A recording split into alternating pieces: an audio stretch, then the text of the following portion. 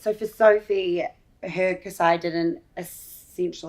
wasn't as successful as we wanted it to be as early as possible. No. So then we faced the kind of question of what are the pros and cons of having a liver transplant early in life. So she had hers just under 7 months old. So having it as a young baby, are there any pros and cons compared to another biliary atresia child who might be having it a bit later? Sure. So part of it reflects how much the liver is compromised, how well it's working or not working. So during that sort of phase, it's looking out for growth, it's looking out for what's happening with the bilirubin, it's looking out in terms of is the liver. So the liver does more than 200 different jobs, but some of those are much more important, particularly in terms of how the liver's making proteins. And there's a whole series of things that can happen when the liver fails, and that can happen in an adult or a child. But we want to try and get the right time to intervene in terms of moving ahead with the transplant before the baby or the child becomes too sick. Yes.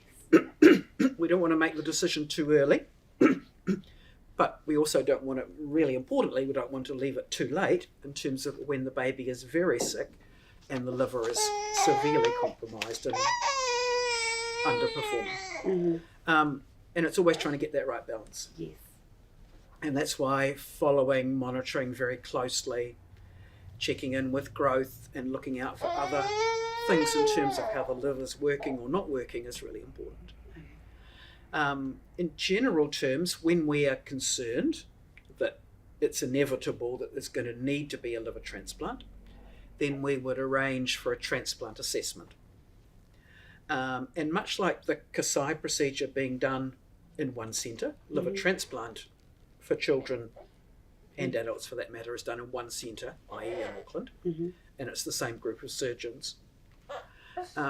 And so a transplant assessment is essentially a week in Auckland where there's a whole series of tests that are done and a whole series of discussions and meeting different people, explaining this, that and the other.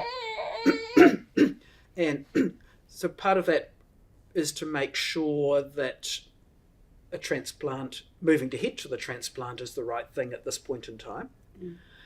And also making sure that there's nothing that's going to compromise the transplant in terms of a heart problem or a lung problem or pneumonia or some other issue. Or having COVID. Yes. And at the end of that week of a transplant assessment, then there'd be a team discussion, and yes, the decision would be made to list the child for a transplant. So it's not that at the end of that week they automatically get their new transplant, their new liver, but and then it's going on to the transplant list in terms of being ready to proceed for that.